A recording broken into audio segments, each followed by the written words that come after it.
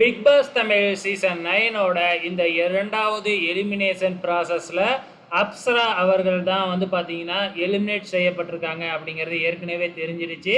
அவங்களோட elimination process எப்படி நடந்துச்சு அப்படிங்கிறத இந்த வீடியோவில் பார்க்கலாம். ஆனால் அதுக்கு முன்னாடி வந்து பார்த்தீங்கன்னா ஆதிரை கம்ருதீன் இவங்களோட சண்டை பெருசாக போனதுனால இந்த எலிமினேஷன் ப்ராசஸே உப்புச்சப்பு இல்லாமல் போயிடுச்சு அப்படிங்கிற மாதிரி தான் தோணுச்சு.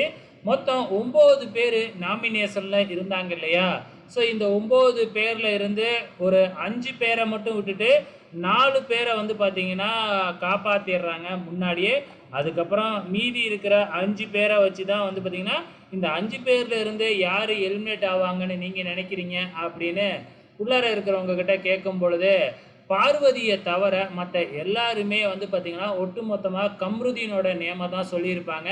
பார்வதி மட்டும் கரெக்டாக அப்சரா எலிமினேட் ஆவாங்க அப்படின்னு சொல்லியிருந்தாங்க. அதே மாதிரி அப்சரா தான் வந்து பார்த்திங்கன்னா எலிமினேட் ஆகியிருக்கிறாங்க. இதை அப்சராவே எதிர்பார்த்துருக்குல்ல. ஸோ அவங்களுக்கே இது மிகப்பெரிய ஒரு அதிர்ச்சி தான். ஒரு நிமிஷம் வந்து பார்த்திங்கன்னா அழுதுட்டாங்க, அவ்வளோ சீக்கிரம் நம்மளை எலிமினேட் பண்ணிட்டாங்களே அப்படின்னு சொல்லிட்டு. ஆனால் அவங்க பிக் பாஸ் வீட்டுக்குள்ளே 2 வாரமாக எதுவுமே பண்ணலை. ஸோ அதனால தான் அவர் எலிமினேட் ஆகிருக்கிறாங்க அப்படிங்கிறது அவங்களுக்கு தெரியலையாட்டுக்கு. ஸோ இன்னும் நிறையா விஷயம் பண்ணணும்னு இருந்தேன், ஆனால் அதுக்குள்ளே எலிமினேட் ஆகிட்டேனே அப்படின்னு ஃபீல் பண்ணாங்க. கடைசியாக ஸ்டேஜுக்கு போயிட்டு வந்து பார்த்திங்கன்னா ஒரு ரேம்பாக் விஜய் சேதுபதி வந்து செய்ய சொன்னார். ஸோ அதை செஞ்சுட்டு பிக் பாஸ் வீட்டுக்குள்ளே இருக்கிற போட்டியாளர்கிட்ட பேசிட்டு தீபாவளி விஷ் பண்ணிவிட்டு கிளம்பிட்டாங்க. இது தாங்க அப்சராவோட எலிமினேஷனில் நடந்துச்சு.